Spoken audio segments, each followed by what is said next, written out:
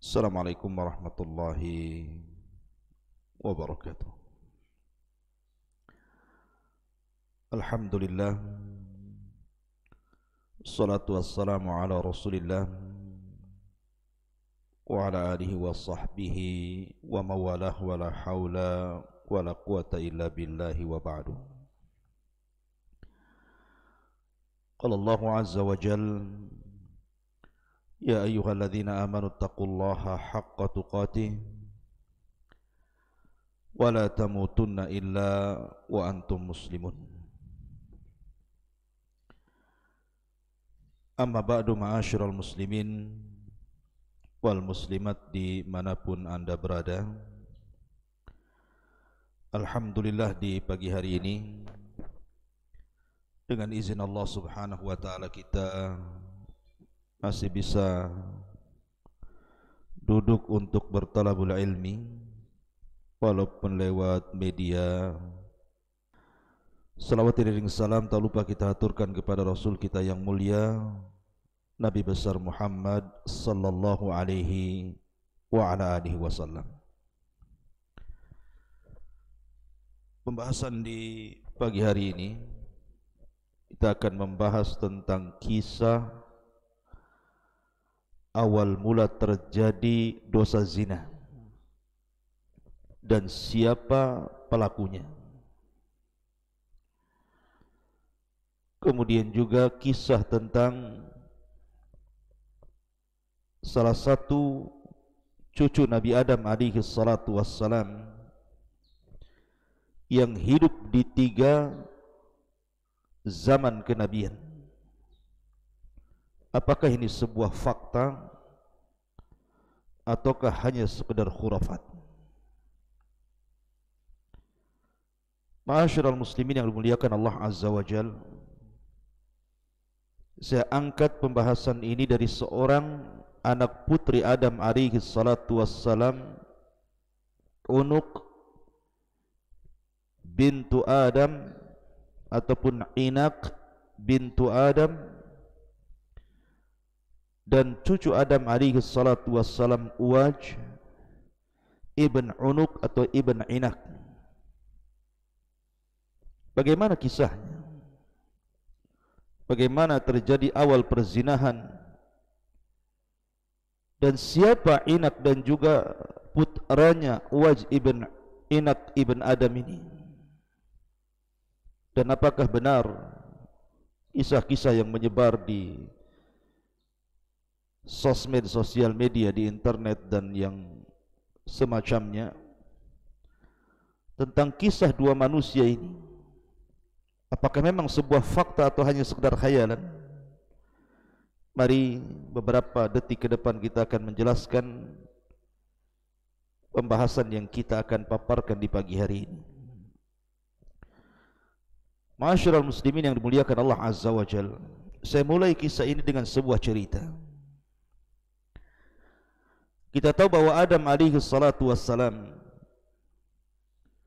dianugerahi oleh Allah subhanahu wa ta'ala keturunan dari pasangannya Hawa, selalu diberikan anak kembar.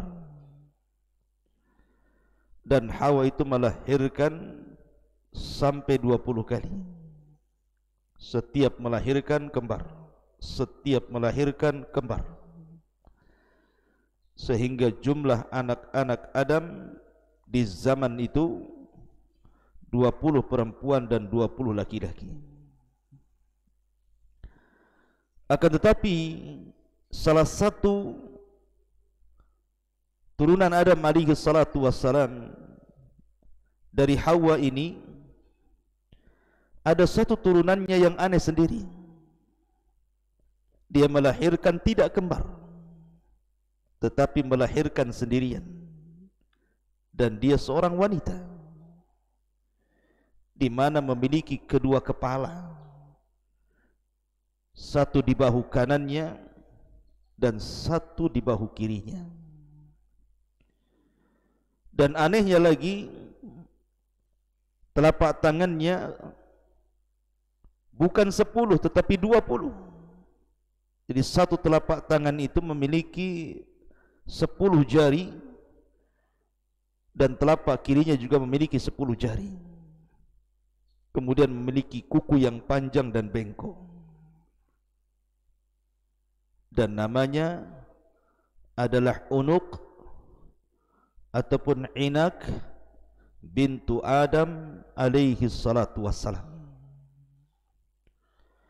Ma'asyiral muslimin yang dimuliakan Allah Azza wa Jalla, kisah yang sungguh mengherankan dan juga kisah yang ajaib. Akhirnya Unuq ini oleh ibundanya Hawa dibesarkan. Tetapi setelah kemudian anak wanita Hawa yang lahir sendirian tanpa kembar ini sudah dewasa, rupanya dia termasuk wanita yang melakukan kekejian, melakukan keburukan. Setelah kemudian saudaranya Qabil membunuh Habil, kemudian Qabil pun berpasangannya ke lembah, akhirnya beranak pinak di lembah dan menjadi kabilah yang paling rusak di zaman itu. Maka Unuq ataupun Inak ini bergabung dengan Qabil,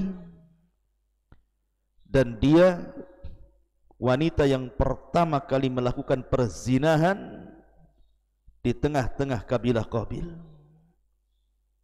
Setiap ada laki-laki yang suka dengan dia, maka dia akan mengajak berzina, sehingga tidak tahu jumlah laki-laki yang sudah berzina dengan dia. Akhirnya Allah takdirkan dari salah satu laki-laki yang menzinahinya hamil dia. Tidak tahu anak yang mana, anak laki-laki yang mana, bapaknya siapa. Yang jelas dia hamil dari perzinahan ini. Ma'asyiral muslimin, dari sinilah kisah awal ternyata dosa zina itu dilakukan oleh salah satu putri Nabi Adam, namanya Unuq ataupun Inak. Bukan hanya itu saja, Nabi Adam alaihi salatu wassalam setelah diusir oleh Allah dari sorga ke bumi dan diajarkan oleh Allah subhanahu wa ta'ala kalimat-kalimat supaya dirinya dan juga istrinya dijauhkan dari syaitan iblis. Akhirnya kalimat-kalimat itu ditulis dan digantungkan di leher Hawa supaya iblis tidak bisa mendekat. Lah oleh Inak ini dicuri kalimat-kalimat itu di leher Hawa ketika Hawa sedang tertidur. Dengan sebab itulah akhirnya dia pun mempelajari ilmu sihir, dan dikuasainya sihir menjadikan dia wanita yang zalim dan suka menyakiti manusia. Ma'asyiral muslimin yang dimuliakan Allah subhanahu wa ta'ala, maka ketika sudah terlalu banyak kerusakan yang dilakukan oleh Inak atau Unuq ini, maka Nabi Adam alaihi salatu wassalam pun berdoa kepada Allah subhanahu wa ta'ala, dan juga istrinya mengaminkan doa suaminya Adam agar Allah menghentikan kekejian kerusakan Unuq bintu Adam ini. Akhirnya Allah subhanahu wa ta'ala utus kepada Unuq ini asadan a'zam minal fil, sebuah singa yang sangat besar, melebihi tubuh daripada gajah. Fahajama 'alaiha, maka singa itu pun menyerang si Unuq bintu Adam ini. Faqatalah, kemudian singa itu membunuhnya. Wa mazzaqa a'dha'aha, menyobek-nyobek, merusak seluruh badannya. Wa arwaha, dan juga ruhnya si Unuq ini dicabut oleh Allah subhanahu wa ta'ala. Ma'asyiral muslimin yang dimuliakan Allah subhanahu wa ta'ala, adapun putranya hasil daripada zina, namanya Uwaj ibn Unuq. Uwaj ibn Unuq ini akhirnya tumbuh dewasa, tetapi memiliki keanehan tubuh yang melebihi Adam alaihi salatu wassalam, kakeknya. Adam ini tinggi badannya 60 hasta. Satu hasta itu setengah meter. berarti 60 hasta itu 30 meter, dan lebarnya hanya 7 hasta. Tapi Uwaj ini berbeda, melebihi kakeknya Adam. Panjangnya memiliki 23.000 hasta. Anda bisa bayangkan 23.000 hasta. Berapa itu meter panjangnya? Berarti panjangnya itu 12.000 meter lebih. Bisa sampai ke awan tuh. Lebarnya 330 hasta. Panjangnya 23.000 hasta dan lebarnya 333 hasta. Dan usianya 300 ataupun 3.600 tahun. Dan hidup di 3 kurun kenabian. Adam, Nuh, sampai di zaman Musa alaihi salatu wassalam. Dan diberikan kekuatan. Jadi dia kalau berburu ke laut, dia menangkap ikan dengan tangannya. Namanya ada ikan besar, ikan paus atau mungkin yang semacamnya, diambil dengan tangan kanannya, kemudian tinggal didekatkan dengan matahari, kemudian matang dimakan. Saking besarnya raksasanya ini, makhluk ini, Uwaj ibn Unuk ini. Jadi ngambil ikan di laut, tinggal ngambil, kemudian diangkat ke matahari, kemudian dipanggang begitu saja, kemudian diamakan. Subhanallah. Dan apabila dia hendak minum, dia cari awan yang menampung air hujan, dia ambil air itu di awan itu, kemudian diminumnya, karena tinggi. Dan dia lebih jahat dibandingkan ibundanya Unuk. Dia membawa kerusakan dengan kekuatannya. Ma'asyiral muslimin yang dimuliakan Allah Subhanahu wa taala. Sehingga ketika Nabi Adam alaihi salatu wasallam sudah meninggal dunia, kemudian dia pun hidup di zaman Nabi Nuh alaihi salatu wassalam. Ketika terjadi tufan, banjir yang sangat besar, maka dia pun meminta kepada Nuh untuk naik di perahunya. Tapi Nuh mengatakan, alam u'mar bika ya la'in, bukankah sudah kuperintahkan kepadamu wahai orang yang terlaknat. Lah ketika itu air tufan tidak sampai menenggelamkan anak daripada inak atau cucu Nabi Adam ini, tetapi hanya sampai lututnya. Bayangkan saking tingginya, saking raksasanya, semua manusia tenggelam, semua gunung tenggelam. Jadi tufan itu hanya sampai lutut si Uwaj ibn Unuk ini. Akhirnya diselamatkan. Bahkan ada yang mengatakan bahwa ketika Nabi Nuh alaihi salatu wasallam hendak mengambil kayu untuk perahunya dan tidak sanggup diangkatnya, dia meminta kepada Uwaj ibn Unuk untuk mengangkatnya. Dan dia pun hidup sampai di zaman Nabi Musa. Ketika Nabi Musa alaihi salatu wassalam membebaskan Bani Israel sampai di Palestina, kemudian masuklah negeri Ariha. Lah Ariha ini tempat si Uwaj ibn Unuk ini tinggal di situ dan memimpin negeri itu. Ketika Musa mengutus pasukan ke negeri Ariha itu, maka Musa alaihi salatu wassalam setelah mengutus itu, pasukan ini tertawan oleh tentara Uwaj ibn Unuk ini sampai diikat. Ketika Uwaj hendak membunuhnya, istrinya mengatakan, jangan, bebaskan saja, kembalikan dia ke pasukan si Musa itu, boleh jadi dia akan menceritakan kekuatan kita dan mereka takut. Akhirnya kemudian mereka menceritakan kepada Musa, dan Musa mengingatkan mereka agar jangan cerita kepada Bani Israel. Tapi karena mereka pengkhianat, mereka cerita juga kepada yang lainnya, sehingga seluruh Bani Israel dan pasukan yang hendak menyerang itu ketakutan.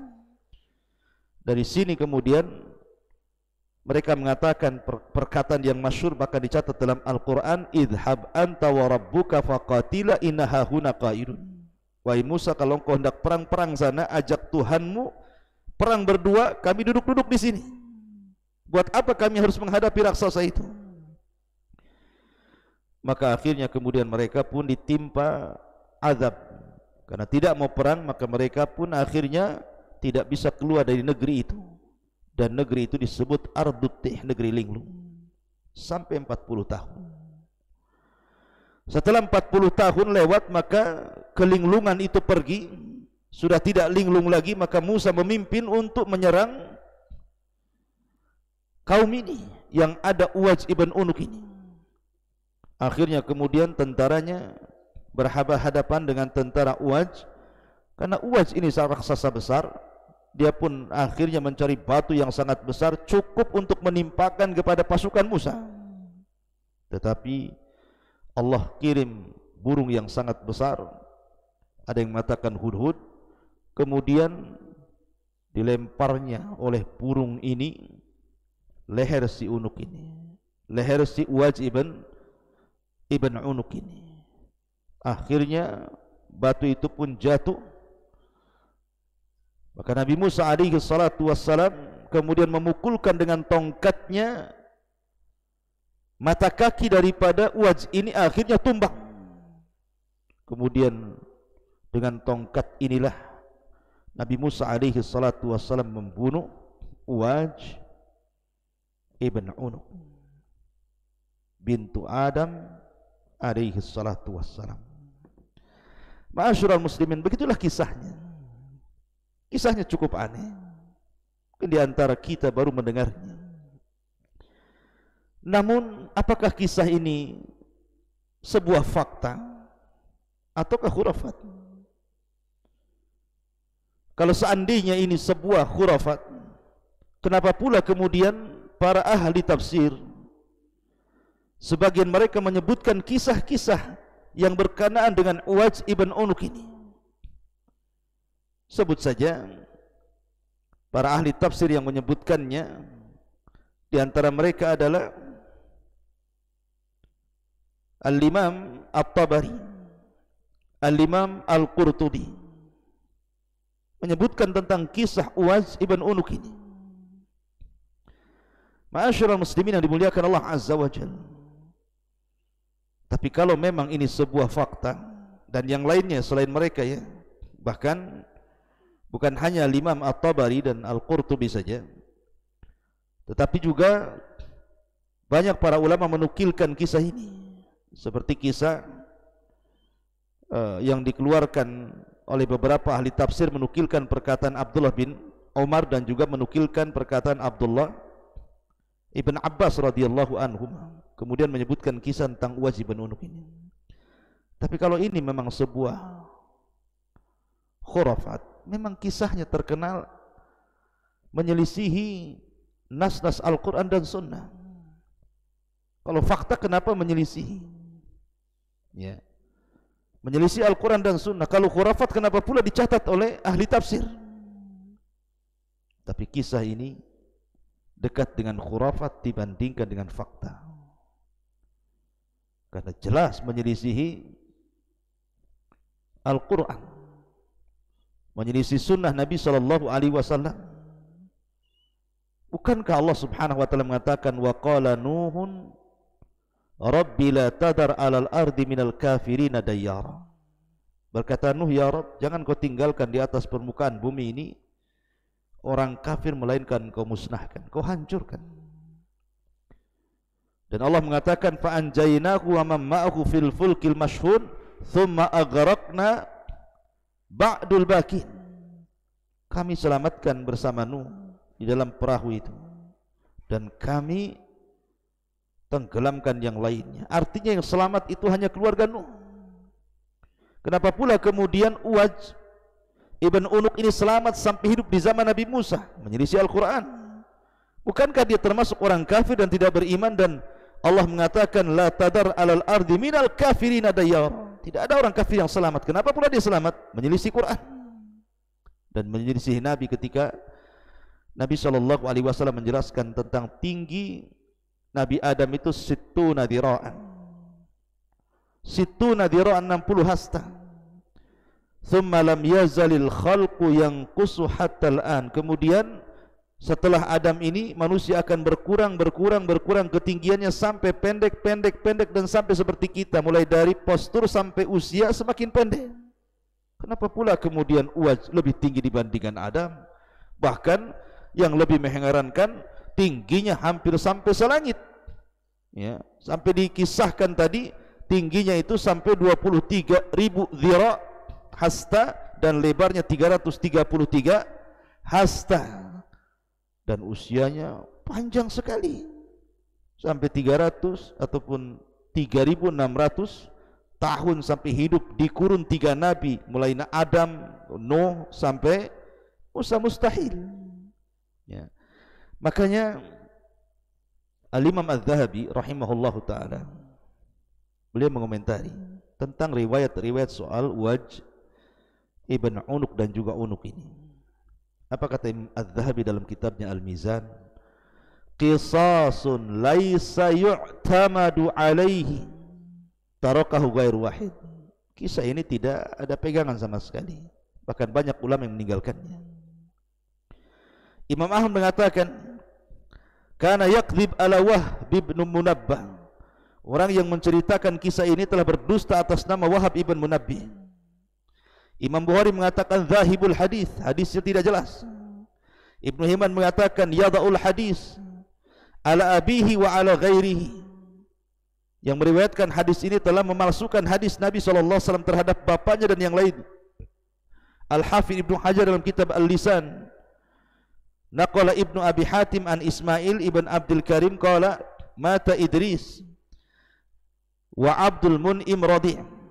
Ada yang mengatakan bahwa yang karena yang menceritakanlah Abdul Mun'im ini, dia mengatakan dari Idris sudah mati, sementara Abdul Mun'im masih menyusi. Bagaimana dia bisa mendapat kisah dari Idris?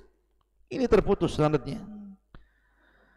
Kemudian Ibnu Ma'in mengatakan kadzabul khabis, yang meriwayatkan hadis ini seorang pendusta yang buruk. Al-Falas mengatakan matruk. Abu Zur'ah mengatakan wahil hadis, hadisnya sangat lemah sekali.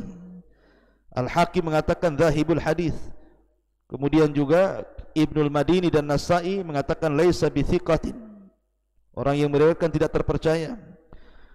Dan banyak lagi para ulama yang mengatakan bahwa riwayat-riwayat soal Uwaj bin Unuk ini riwayat yang tidak benar. Bahkan Imam Ibnul Qayyim mengatakan wa minal umur allati yu'rab biha kaunul hadithi maudu'an an yakunal hadithu mimma taqumus syawahidus sahihatu ala butlanihi ka hadisi Uwaj ibn Unuk at-tawil alladhi qasada wadi'uhu ta'na fi akhbaril anbiya.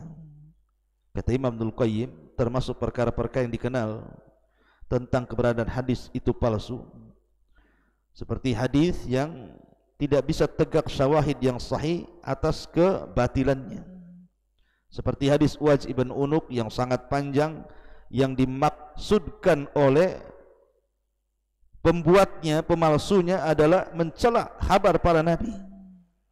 Mustahil. Dari mana mendengar kabar para nabi? Contohnya tinggi badannya dan lebar badannya. Ini mencela para nabi. Kemudian juga mencela Al-Quran, yang Allah mengatakan wa ja'alna dzurriyyatahu humul baqin. Yang selamat itu adalah dari keturunan Nuh, yang tersisa keluarganya dari keluarganya. Sementara Uwaj ini bukan keluarga Nuh, dia anak daripada Unuk, putri Adam alaihi salatu wassalam. Dan banyak lagi keanehan-keanehan kisah ini, walaupun oleh sebagian ahli tafsir dicantumkan, tapi ini bagian daripada kisah Israiliyah.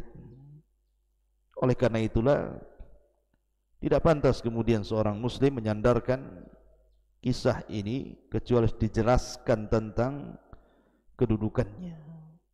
Saya hanya ingin menjelaskan kisah Uwaj bin Unuk ini. Dikhawatirkan di antara anda membaca medsos, kemudian diceritakan kepada orang tanpa mengetahui kisah ini benar, sahih ataukah tidak. Wallahu a'lam bishawab. Mudah-mudahan ada manfaat dan menjadi pengetahuan kita semua. Subhanakallahumma bihamdika asyhadu an la ilaha illa anta astaghfiruka wa atubu ilaik. Allahu ta'ala. Assalamualaikum warahmatullahi wabarakatuh.